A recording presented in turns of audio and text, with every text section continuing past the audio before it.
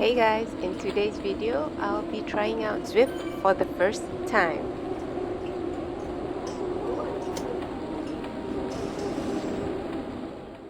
We'll go straight into the video. This was a meetup that was organized by a friend and it was going to be a 23-kilometer ride.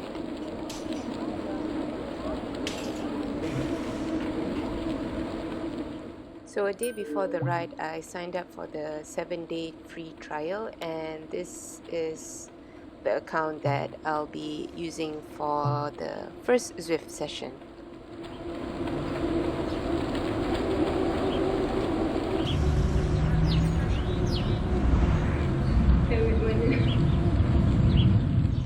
From what I understand, there are a few maps in Zwift, and for this ride, this is the New York map.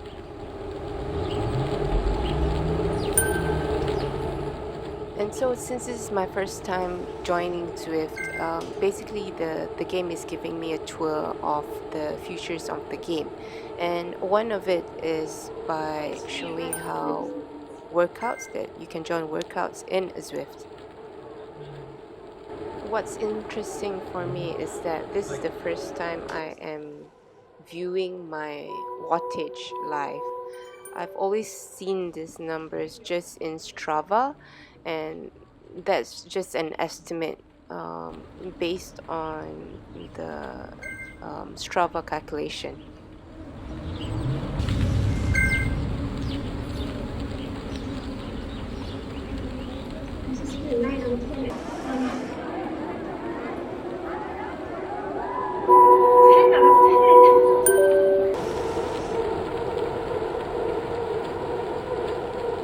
I'm waiting for right?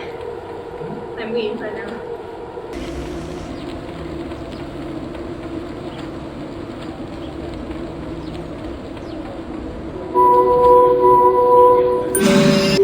You did your first Zwift workout. So that's the end of the first Zwift workout. After this, I guess we would continue along the route of the map. I want to know why I cannot go on to.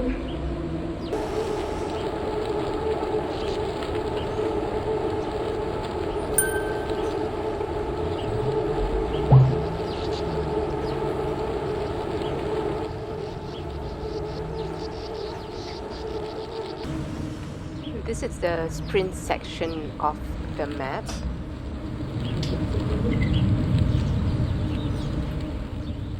As you can see, I'm struggling to keep up with the boys.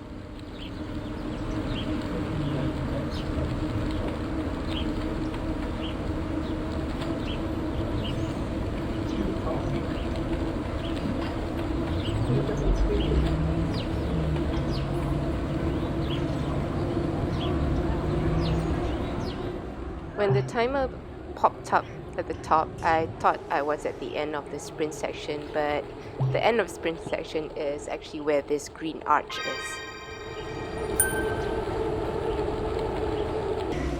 So the left section shows that I placed second in the sprint section.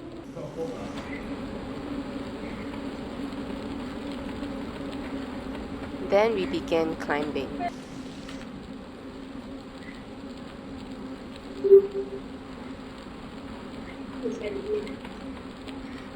Wait. 15%.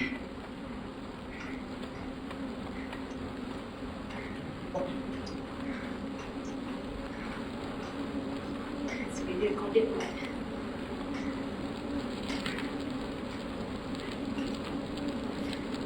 Even in real life with 15% I tak buat saja. Okay.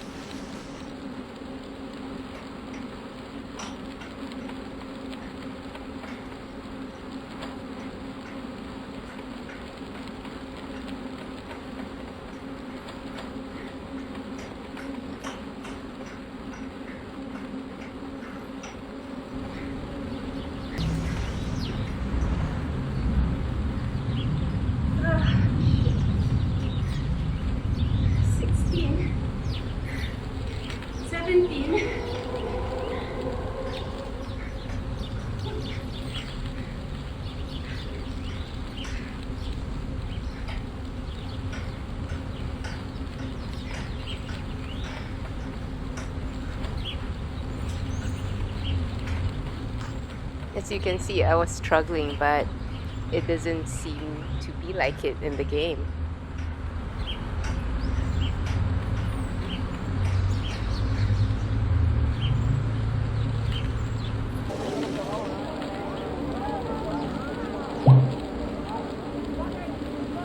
You can see the arch at the far end, which signifies the end of the KOM section.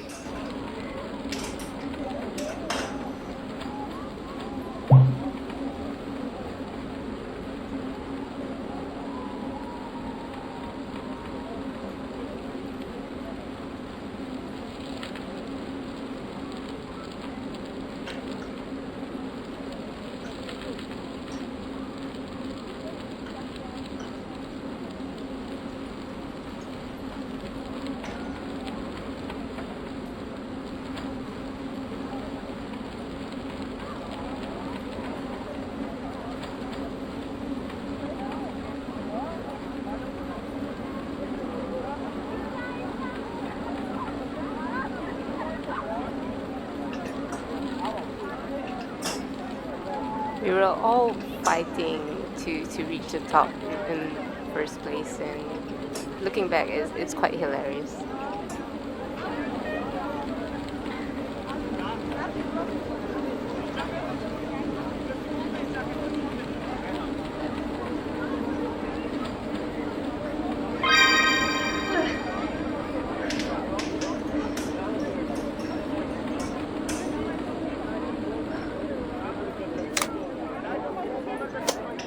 You would have seen that I crossed the archway in second place, but when the results came out, it showed that I got first, and I got the polka dot jersey, which shows that I got the record for KOM for this ride.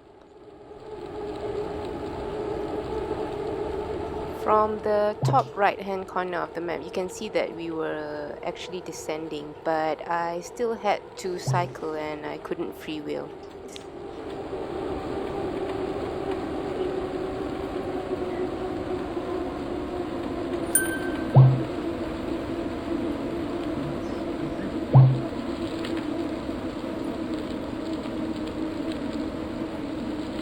The blue bar at the top indicates that we were approaching the end of the ride.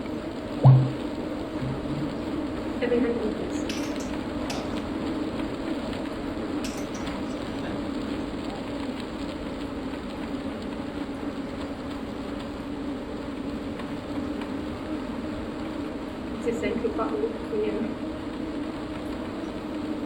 ini. Macam tak tahu start dia tadi.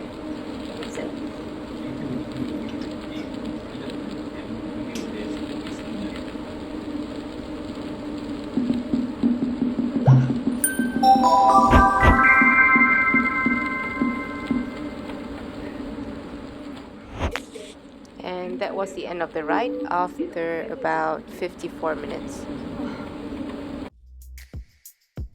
In this section of the video, I'll be talking about what I liked about Zwift and what I don't like about it. At the same time, you guys can watch my suffer face during the KOM section.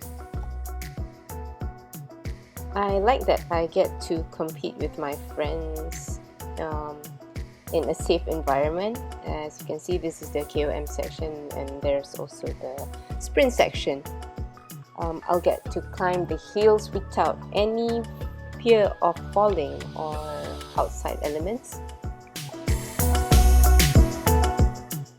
I usually climb hills without being clipped in because I'm scared that I won't be able to unclip in time if I need to, but I don't need to worry. I wouldn't need to worry about it in Zwift. As I've mentioned earlier, it's also I'll be able to have a view at my power watts without the need of a power meter. Rain or shine, I'll be able to cycle any time of the day in whatever the weather condition is outside because it is indoor.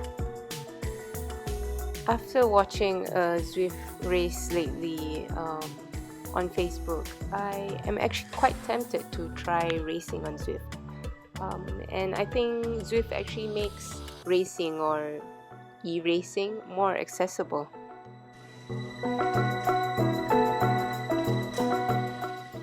What I don't like about it is that it is actually, after almost an hour of riding on Zwift, it is more tiring than cycling outside. This is because there is no such thing as coasting or freewheeling in Zwift. If you are going downhill, or even if it's a flat road, you wouldn't be able to coast and you need to cycle the entire time. Throughout your Zwift ride, the scenery is fixed. It's the monitor in front of you or what's around you, as opposed to cycling outdoors where the scenery changes and you get a breath of fresh air. On the note of KOM in Zwift, it only lasts for an hour or before someone else within the hour on that map beats your timing. Lastly, on the budget side, a smart trainer can be expensive. The one that I was riding for this ride is the Magene Gravat X, which I believe is similar to the Magene T100. So if a smart trainer would set you back around 2,000 ringgit, the Zwift account will cost you Rm 60 ringgit a month or 14.99 USD a month. But if you manage to get yourself a trainer to try on and would like to try Zwift, there is a 7-day free trial as mentioned at the start of the video. And after that 7 days is up, you can sign up, or you can wait until the next month where they will give you another, I believe, 25 kilometers of free riding.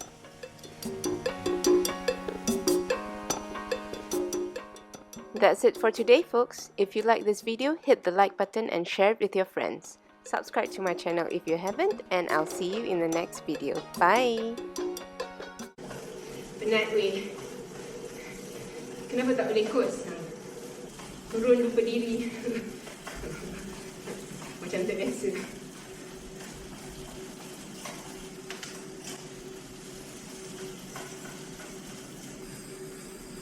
I want to coast. No, it doesn't coast. I think boleh lah. Kena settings lah.